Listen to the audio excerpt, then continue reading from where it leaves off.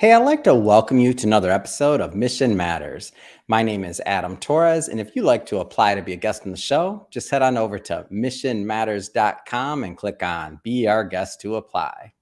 All right, so today I have Michael Laps on the line, and he's co-founder and strategy director at Yoghurt Digital.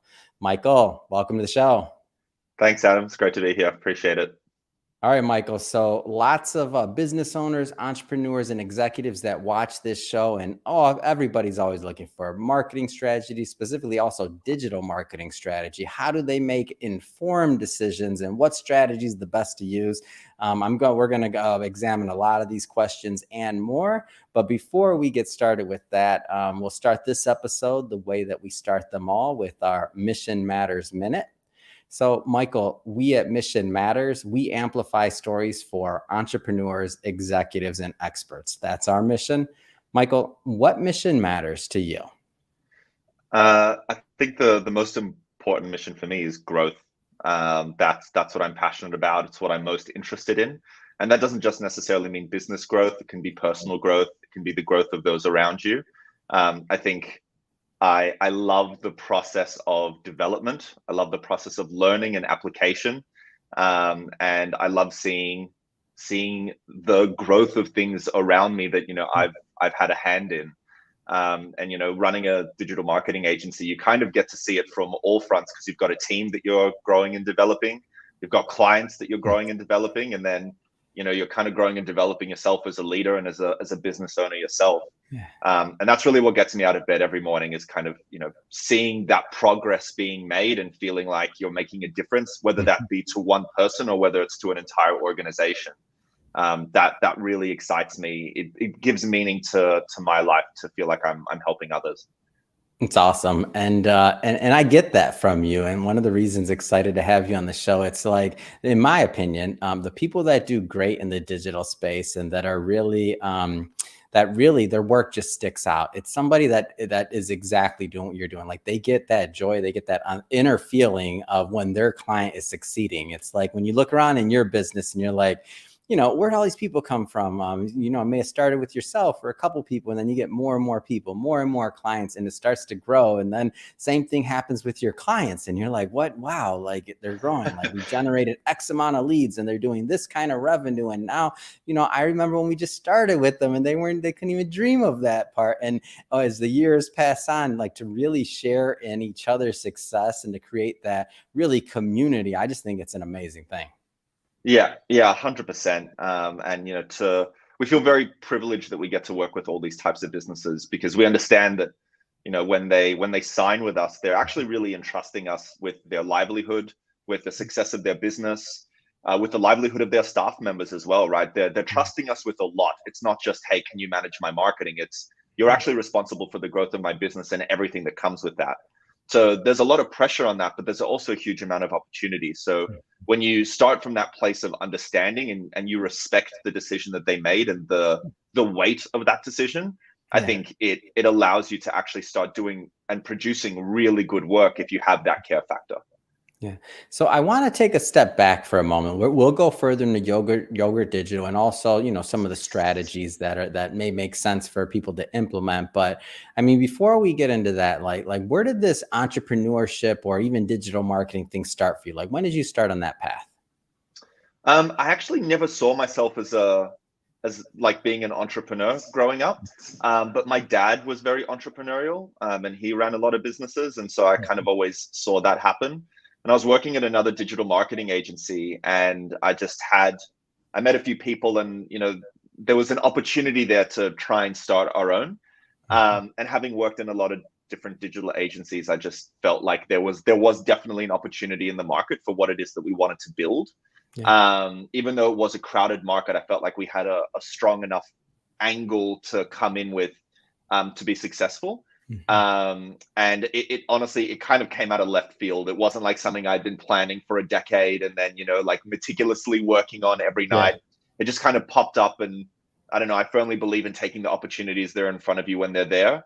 And I just decided to jump on it, because what's the worst thing that can happen, right? You fail, you move on, you're still employable. I backed myself to kind of make it happen, make it succeed.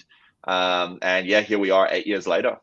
Wow, what an amazing story! And so I want you to talk maybe to the would-be entrepreneurs or just the people that are out there that have an idea. So there's a difference maybe between yourself and maybe where some others are that are just getting started, and that is that you saw the opportunity, you took it, or you took the chance. Like what does it take, do you believe, to kind of transition from that day to day, maybe the security of a paycheck to moving on into that world of being an entrepreneur? Like, what kind of things do you think it takes? A love of failure, the Oh, that's ability, classic. the ability to see a silver lining in the toughest situations. Yeah. Um, and I don't want to say that you have to be an optimist. I think somewhere between an optimist and a realist, you have to have Yeah. both qualities. Um, and the reason that I say a love of failure is like there are just so many days in business that are hard, and Mhm. that's not, you make one decision that was just like off the cuff and it seemed small and inexplicable at the time, but can go into something bigger. A global pandemic hits, or Mhm. a client, your biggest client unexpectedly decides not to renew their contract when it seemed Mhm. like it would be the opposite. Or you were pitching for investment and it falls through at the very last second. I've heard all these crazy stories from other entrepreneurs as well. Mhm. And the kind of the baseline that everyone works from is, if you're not comfortable with failure, then Mhm. you're going to really struggle in the business world, because um, there are so many days that are losses, but all those string of losses are lessons, and Yeah. all of those lessons combined give you massive wins. And Mhm. that's what I mean by, you also have to be able to find the silver lining, because every time something doesn't go exactly the way you had it planned, there's Mhm. an opportunity and a learning for you in there, and your ability to extract that and reapply it is what's going to make you a successful business person.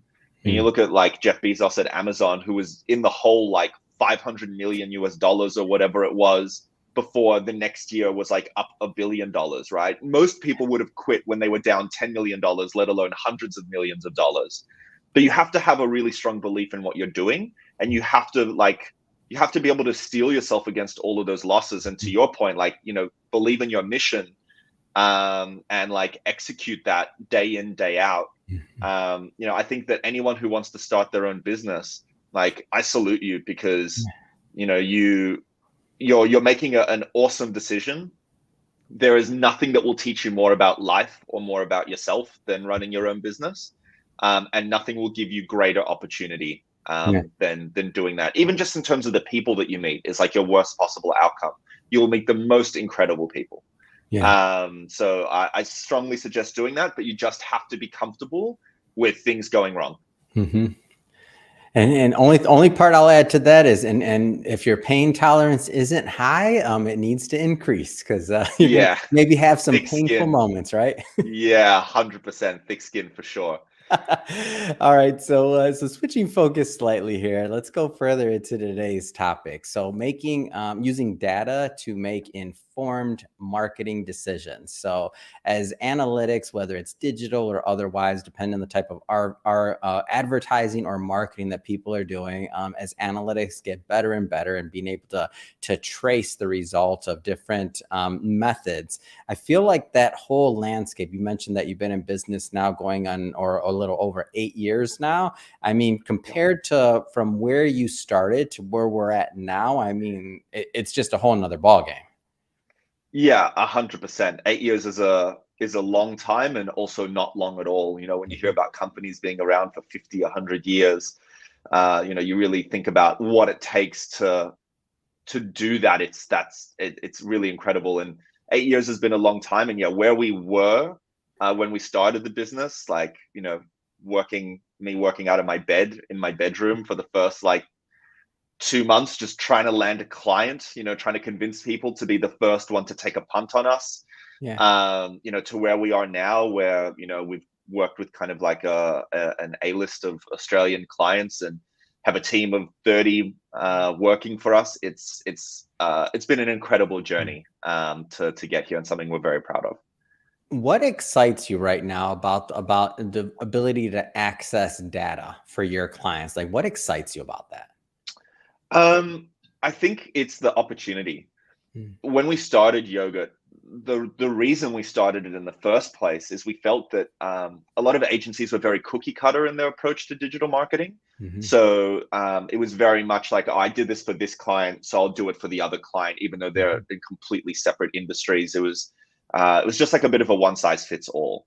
Yeah. And we really felt like there wasn't enough time and attention being put into who is the end consumer, what are their pain points, their motivations, who are they, what are their, like, not so much hopes and dreams, but why are they starting the process for looking for this product in the first place. Mhm. And then also understanding the business, the people who work within it, their goals, maybe any red tape and challenges that they face internally, and then you kind of have to mash that all together.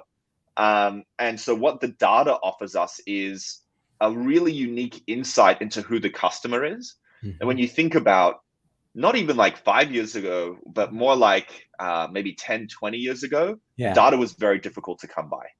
Understanding who the customer was very challenging. You had to do pretty much just like in-person focus groups. And Mhm. that was really the one of the main research methods that people had. Now you can track absolutely everything about a person Mhm. without them knowing, with them knowing. You can do in-person interviews still as well, but there's just so much wealth Mhm. in terms of the data landscape that you can make incredibly informed decisions. And Mhm. every marketing dollar can be tracked, accounted for, and you can put an ROI against it.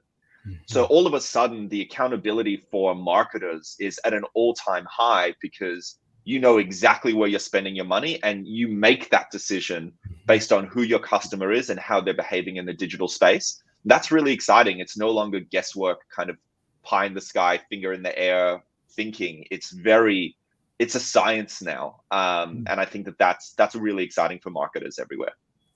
So I know one of the things that that Yogurt focuses on is conversion optimization. So as a conversion optimization agency, like what are some of the thought process that goes into that?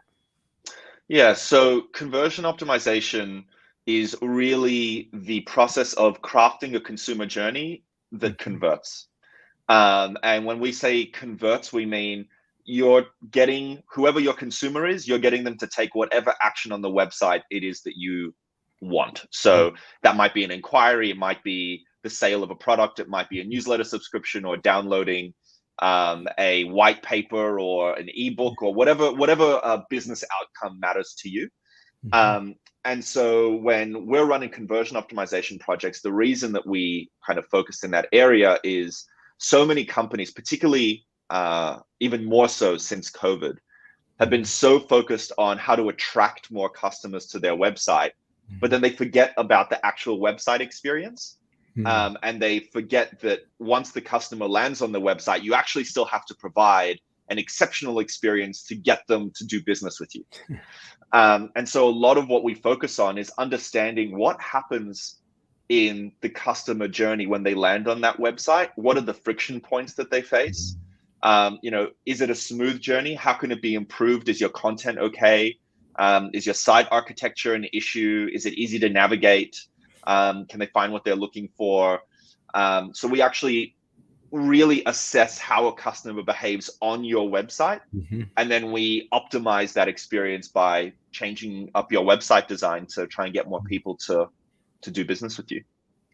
Yeah, and maybe, and you don't have to obviously give up a specific customer or anything like that, but can you give us an example of maybe what the thought process looks like? So for that customer journey specifically, by the way, just to put some context around it for our audience who maybe have never worked with an agency like yours and maybe don't understand that part of the journey, because I feel like, and this is where I started before getting into marketing on my end, it was like, okay, great, we do advertising, they come in, they talk to a salesperson, and if it converts, we made money. If we're spending less on the advertising, then and we have enough margin there, then great, everything's working. But it wasn't until I started getting into the weeds on digital marketing that I really understood that, there's a lot of great funnels, there's a lot of great companies, a lot of great businesses out there that are leaving a lot of money on the table by doing some of the nuts and bolts of the things that you're talking about. And it doesn't even necessarily mean like adding more ad spend. It means even sometimes just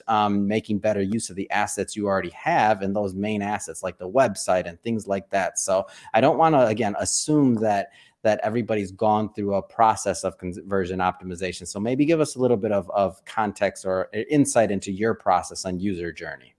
Yeah, absolutely. So I'll just quickly add on to something that you said then, because I think it's very pertinent, which is, let's say you have 10,000 people coming to your website a month. Mm-hmm. And let's say your conversion rate is 1%. So you get 100 people inquiring with you. There's two ways to double the growth of your business. You can increase your website traffic from 10,000 people to 20,000 people. Mm-hmm. And you might spend more on Google ads or Facebook advertising, or now Meta advertising.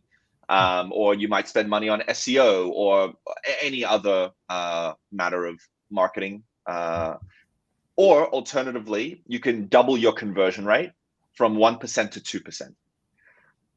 It is much easier to double your conversion rate than it is to double your traffic, purely because of how much it costs to double your traffic. You're basically just pouring more and more money in, but that's almost like pouring more and more water into a bucket that has holes in the bottom. Yeah. You're actually not running as efficiently as you could be. There's wastage happening. There's a lack of efficiency there. And if you're going to be pouring more and more marketing dollars in, you want to know that you're actually maximizing your return on investment. So to kind of come back to your original question of what does this kind of process look like? I'll give you an example of a client of ours that redesigned their website. And they didn't do any research. They kind of rebranded, and off the back of that, they didn't really do any customer behavior analysis or anything like that. They just went, we're just going to design something else that looks really nice that we really like. Yeah. And so they designed this new website and they pushed it live, and it's an e-commerce brand. They're global. And they pushed it live really excitedly. And what happened is they found that almost overnight, their conversion rate dropped by 25%. Oh, wow. And so off the back of that, their revenue also dropped 25%. Now, when you're a global brand, that's a huge number. Yeah. And they immediately, their knee-jerk reaction was, something's wrong with the website. We actually just need to redesign it again. So let's go out to another agency. Let's go and spend a couple $100,000 working this out. And when we were chatting to them, we were like, actually, it's entirely possible that if you're really firm on the fact that this new site is much better than the old one, why don't we actually, before you go and spend another bomb on redesigning your whole site, why don't we actually just do a bit of research and understand how people are behaving on your site to see where that issue might be coming from? Because it might be the whole site. Maybe we can isolate something. So we did about 6 to 8 weeks of research. And what came out of it is that most consumers actually really loved the new website, but they hated the new product page. And the reason was that the old product page had a list of all the ingredients that went into their products and why those ingredients were really good for them. They had videos on how to use the product. And also they had not just how to use the product, but also complementary products that you can use as a part of the entire routine. And they had a huge amount of content as well, just that was really engaging content. But what happened was that old product page made the page really long and really detailed. And they decided that maybe it would be better to simplify that product page. So they removed a lot of that stuff, thinking that who really cares about that anyway? People already know a lot of our products, so they just want to buy it. So we'll simplify that process. But what actually happened is they completely disengaged the user, and a lot of the user's questions were no longer being answered anywhere on the website. And so instead of going through this really detailed website redesign process for the second time in a 6-month period, we actually just redesigned their product page, and we tested it against their existing product page, and we immediately saw a 15 to 20% uplift in conversion rate. And so instead of going and spending, let's say, $200,000-300,000 to redesign their website again, they spent a fraction of that with us and managed to get the same outcome. And so that's what we mean by optimizing funnels, is that you sometimes, the problem might be small and it might be something that you haven't thought of, but engaging with consumers and actually tracking how they're behaving and speaking to them and just asking them the question can be so powerful and can completely change your marketing performance in a way that other channels and other services cannot. Yeah, what a great example. And one of the things that I also pull from this example is that it's not saying necessarily, of course, that the first agency that may have created the site didn't do a good job. It just means like that there was a second set of eyes that were needed. There was a different thought process, which is one of the things that I think is unique about Yoghurt Digital. There's a different thought process when you're optimizing for conversions and thinking about what that looks like. And then the research component, it's not just, and I'm not against just having great looking sites, right? Like that's important. The branding side of things, which I know Yoghurt Digital works on as well. The branding and to make everything aesthetically pleasing. Obviously, like that's a huge component of it. But if it doesn't convert, and you see, you see, unfortunately, maybe sales go down 20%, 15%, or whatever it is. I mean, there's a problem, right? Yeah, and interestingly, it's not even the previous agency that was at fault. What we usually find when companies are redesigning platforms or even building new businesses is they actually don't take the time to speak to the consumer. They try and cut corners. They want to reduce their costs. They want to accelerate timelines. And so they don't do the research component, the UX quality, the UX research, the qualitative and quantitative research. They don't spend the time on that. And so what ends up happening is you're basically rolling the dice that this new design is that people are gonna like it, because actually what you've done is you've built something that you like. But what you like doesn't make a difference. The only thing that makes a difference is what consumers like. Because if you love something and they don't, you don't have a business. But if you build something that consumers love and you think looks okay, that's still great, because consumers will buy from you, they will use you, they will engage with you. And so I think the lesson that really came out of that for that client, and generally I think for anyone who's listening, is cutting corners is never going to work. And research is just so important from when you're like conception and you're thinking about building the business and going out to market and actually testing the concept before you go and start building this very lengthy, very expensive process. Like, you want to talk about failing fast and failing early, just take a concept out to market before it's even built and just talk to people about it and see what they think. And then once you actually start building it, take it out to market and see what people think. And then once it's live, take it out to market and see what people think. And the companies that really grow are the ones that are constantly testing and iterating and seeking market feedback. And they're the ones that grow the fastest. Another concept that you brought out here that I don't want to assume everybody's aware of is the idea of A/B testing, or testing multiple pages. So you mentioned that for the product page, like that was an important part of the research. So tell us a little bit more about that. Yeah, A/B testing is a really good way of building a business case before you take the time and effort to build something on a live site. So essentially the way it works, as I mentioned, like you do a whole research piece, you build a hypothesis. So in that case, it was, that better placed content and videos on a product page could potentially increase conversion rate because it engages the customer and tells them more about why the product is valuable. And so when we designed the new page, essentially the way it works is you can use a third-party testing software. There's a few really good platforms out there, like Optimizely is probably a market leader. Visual Website Optimizer is a market leader. Then you've got A/B Tasty, you've got Convert, and there's a series of of other platforms out there as well. But those are probably some of the most popular ones globally.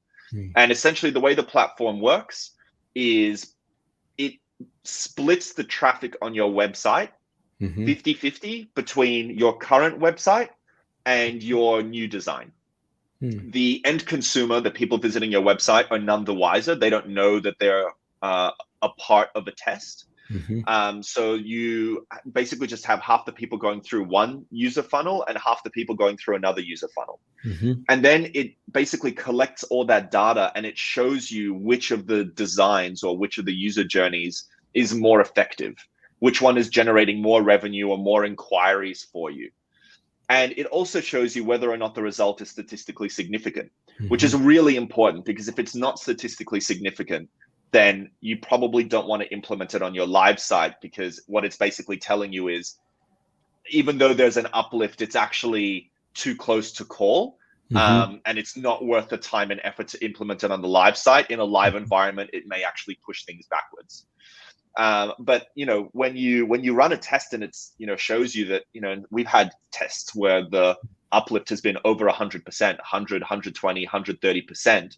You know that you're onto a winner. Yeah. But if you don't do A/B testing and you just go, you know what, I've done some research, I'm just going to implement it on the live site. Hmm. Remember that, again, even with data, your interpretation of that data is not necessarily going to be 100% accurate. And that's where testing becomes important, because you want to make sure that you've interpreted what the customer is telling you the right way. And Hmm. so you might need to run a test on a single page with multiple iterations before you land the one that is exactly the way that the customer wants it to be. And that's really what A/B testing is. It is the iterative process of testing new design concepts Hmm. until you land on one that a customer loves more than what you already have. And it's super important as a part of your marketing mix, because if your conversion rate increases, your business grows across all channels. Hmm. Your SEO improves, your paid campaigns improve, the work you're doing on radio and TV improves, because a rising tide lifts all boats. And if your conversion rate goes up, all of your channel performance improves. And so that's why conversion rate optimization and A/B testing is so important, and why it makes up such a big part of all of our strategies with clients. So, Michael, I want to switch it up a bit. So, I want to go further into Yoghurt Digital. So, of course, we've talked about the company as a conversion optimization agency, working obviously, of course, on website digital marketing. But I want to go further. So, tell us exactly what you do at Yoghurt Digital. Yeah, so I guess Yoghurt is split into three core service lines that we offer. The Mhm. first is biddable or paid media.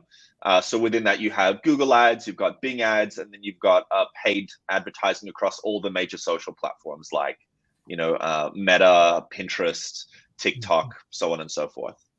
So basically, anything that follows a pay-per-click model is our first service line. Our second service line is SEO or organic.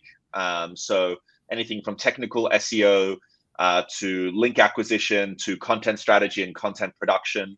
And what that's designed to do is basically help you appear higher in the rankings in Google. Mhm. And that's kind of our second business line. And then the third business line is UX. So UX design, UX research, conversion optimization, A/B testing, Mhm. basically the process of optimizing websites through kind of iterative designs or through Mhm. complete website redesigns. And so that's the third bit that we do. And the reason that we're structured that way is that those three service lines essentially represent every part of the conversion funnel. Mhm. So SEO and paid channels are very much at the top of the funnel. So kind of awareness, research, consideration. And Mhm. then UX design and conversion optimization are very much at the bottom of the funnel, which kind of goes from consideration, conversion, and then the loyalty loop. Um, so as an agency, it just means that we're able to service our clients no matter what their challenges are and no matter what their needs are. We can actually help grow them. And I hate to use this like very overused word, but we really can grow them holistically. Mhm. So that's kind of where we differentiate ourselves in market. What are the type of clients that you find get the best value or the most value out of working with you and Yoga Digital in your company? So, meaning, is it one industry versus another? Is there a certain size of company? Is this only for enterprise, or is small business still a client? Like, give us a feel for the landscape there. Yeah, it's actually not it's not just enterprise clients at all. We work with clients of all shapes and sizes. Yep, sure, we've got some, some of the biggest brands in Australia, but then we also have, and we've got a whole bunch of global brands, and Mhm. then we also have brands that you would have never have heard of because they're smaller businesses. Mm, For us, the most important thing is actually the attitude of the client. mm, We're very collaborative by nature, and when businesses hire us, they are hiring us, or at least should be hiring us, because we believe that we know more than they do about the digital marketing space. We live and breathe it every day. They're hiring us because they need help. yeah. And generally speaking, there's nothing worse than hiring someone who's better at something than you, and then you tell them how to do their job. Mhm. Usually doesn't work out that well.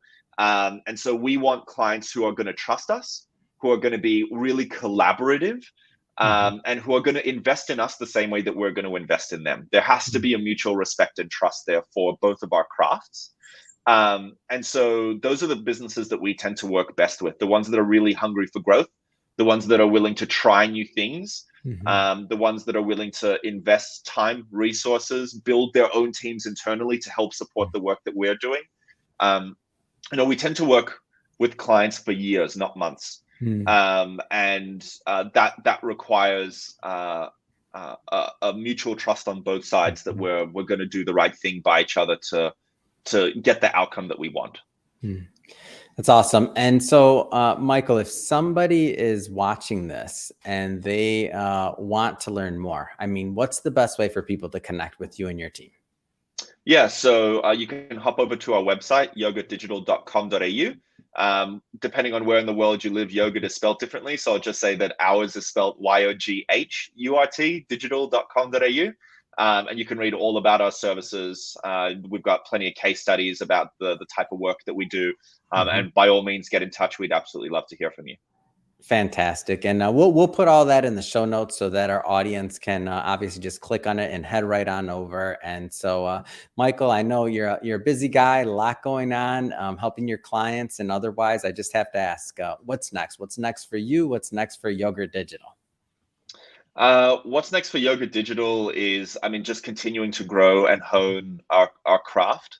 I think the digital space is so dynamic. Mhm. There's always new services, new tools, new platforms, new automations that are coming out that offer new opportunities to marketers, and we always want to be on the cutting edge of what we're doing. We're also exploring international expansion. Mhm. So there's lots of exciting things in the work at Yoga that we're really pumped about. And then, for me personally, I spend a lot of time in my free time again, like, in advisory type roles for other businesses and startups. And, I'm really passionate about that as well. So I'll definitely continue to do that. Mhm. And yeah, I mean, that's really what's on the agenda for the next foreseeable future. Fantastic. And to the audience, we'll put all the information again for Michael and the website and all that in the show notes. So again, you can just click on it and head right on over and check out Yogurt Digital.